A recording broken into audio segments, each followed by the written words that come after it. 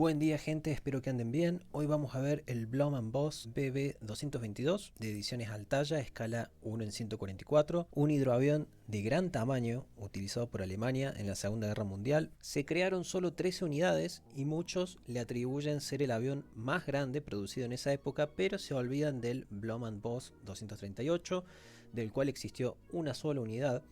Este era un poco más grande y van a verlo muy parecido, pero hay varias diferencias. Van a notar que la cola del avión es distinta, así como la forma de la nariz y la ubicación de las torretas que van en las alas, entre otros detalles. Sin embargo, ninguno de estos dos es el más grande. Ese premio se lo lleva el Messerschmitt 323, un avión de carga de tropas que, si les soy honesto, ni sabía que existía hasta que investigué para este video. Ahora vamos a sacarlo de la caja. Tiene un buen peso, aunque no todo va a ser metal.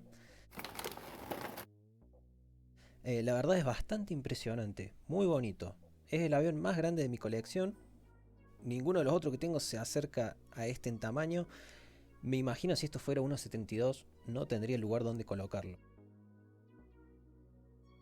Las hélices vienen por separado y se colocan a presión. Tengan cuidado porque son pequeñas y se ven algo frágiles. Eso sí, muchas quedaron sueltas. La mayoría no agarran bien y se caen apenas inclina un poco el avión. Quizá debería poner un poco de pegamento para que estas queden bien fijas a los ejes.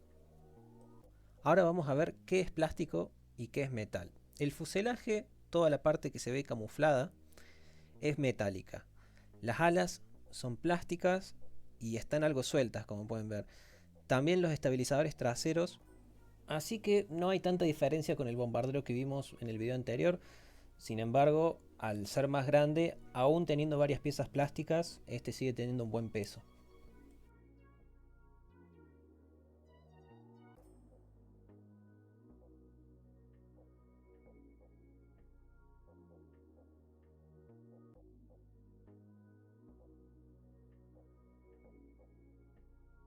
Esta es la base que viene incluida, es la misma que traen todos los aviones de esta colección y lamentablemente está muy suelta, no logra sostener el avión fijo, o sea, lo sostiene, pero el avión se inclina hacia los costados. Bueno, vamos a tratar de colocarle algún suplemento, algo para que pueda ajustar como corresponde.